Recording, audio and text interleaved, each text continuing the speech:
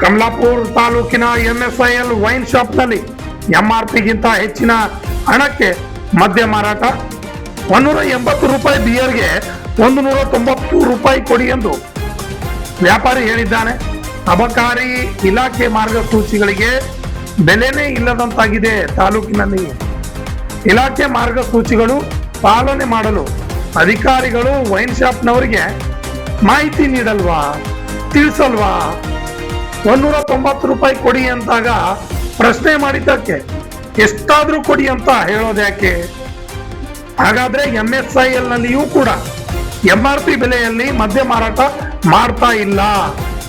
ತಾಲೂಕಿನ ವಿವಿಧ ವೈನ್ ಶಾಪ್ಗಳಲ್ಲಿ ಮಾರ್ಗಸೂಚಿ ಪಾಲನೆ ಆಗ್ತಾ ಇಲ್ಲ, ಯಾಕೆ ಅನ್ನೋ ಸಂಶಯ ಕೂಡ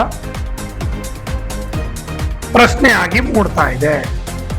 ಕಲಬುರಗಿ ಜಿಲ್ಲೆಯ ಕಮಲಾಪುರ ತಾಲೂಕಿನ ವಿವಿಧ ವೈನ್ ಶಾಪ್ಗಳಲ್ಲಿ ಅಬಕಾರಿ ಇಲಾಖೆ ವರ್ಗ ಮಾರ್ಗಸೂಚಿಗಳ ಪಾಲನೆ ಆಗ್ತಾ ಇಲ್ಲ. ಈ ಹಿಂದೆ ಕೂಡ ಒಂದು ವೈನ್ ಶಾಪ್ ಬಗ್ಗೆ ವರದಿ ಮಾಡಲಾಗಿತ್ತು, ಅದರ ಮೇಲೆ ಪ್ರಕರಣ ಕೂಡ ದಾಖಲು ಮಾಡಲಾಗಿತ್ತು. ಆದ್ರೆ ಈಗ ಎಂಎಸ್ಐಎಲ್ ಸರ್ಕಾರಿ ವೈನ್ ಶಾಪ್ ನಲ್ಲಿ ಯಾವುದೇ ಒಂದು ಮದ್ಯ ತೆಗೆದುಕೊಂಡ್ರು ಕೂಡ ಅದರ ಮೇಲೆ 10 ರಿಂದ 20 ರೂಪಾಯಿ ಹೆಚ್ಚಾಗಿ ತೆಗೆದುಕೊಳ್ತಾ ಇದ್ದಾರೆ.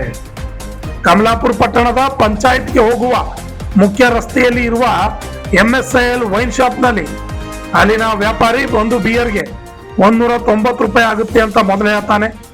ಪ್ರಶ್ನೆ ಮಾಡಿದ್ದಕ್ಕೆ ಗ್ರಾಹಕನಿಗೆ ಆಮೇಲೆ ಎಷ್ಟಾದ್ರೂ ಕೊಡಿ ಅಂತ ಹೇಳಿದ್ದು ದೃಶ್ಯದಲ್ಲಿ ಸೆರೆಯಾಗಿದೆ.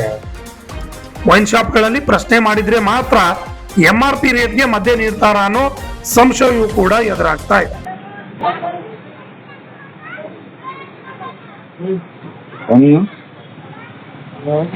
ಅವ ಎಲ್ಲಿರಿ?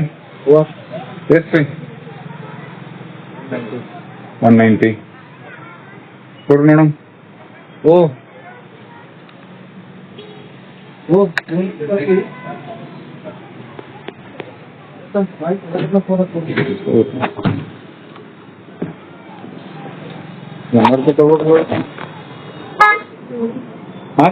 ಕೊಡ್ರಿ ಮತ್ತೆ ಏಟು ಕೊಡ್ತೀರಿ ಕೊಡ್ರಿ. ಆಯ್ತಿಲ್ಲ MRP ತಗೋಬೇಕು ಬರ್ಲದ. ಆಯ್ತ್ರಿ MRPನೇ ಕೊಡ್ರಿ ಸರ್. 190 ಅಂದ್ರಲ್ಲ ರೀ. 180ಗೆ ಕೊಡ್ರಿ. ಏನ್ 180ನೇ ಕೊಡ್ರಿಲ್ಲ. 190 ಅಂದ್ರಲ್ಲ ಆಗುತ್ತೆ.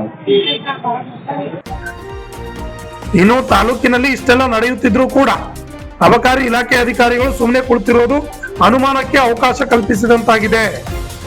ಇದರ ಬಗ್ಗೆ ಎಂಎಸ್ಐಎಲ್ ಅಧಿಕಾರಿಗಳ ಗಮನಕ್ಕೆ ಇದೆಯಾ ಅಥವಾ ಇದ್ದು ಸುಮ್ಮನೆ ಕುಳಿತಿದ್ದಾರಾ? ಸುಮ್ಮನೆ ಕುಳಿತಿರೋದು ಯಾಕೆ ಎಂಬ ಪ್ರಶ್ನೆಗಳು ಉದ್ಭವಿಸುತ್ತಿರುವೆ. ಈ ಎಂಎಸ್ಐಎಲ್ ವ್ಯಾಪಾರಿ ಮೇಲೆ ಸೂಕ್ತವಾದ ಕಾನೂನು ಕ್ರಮ ತೆಗೆದುಕೊಳ್ಳಬೇಕಾಗಿದೆ. Bureau report, RJ32 Kannada news, Kamalapura.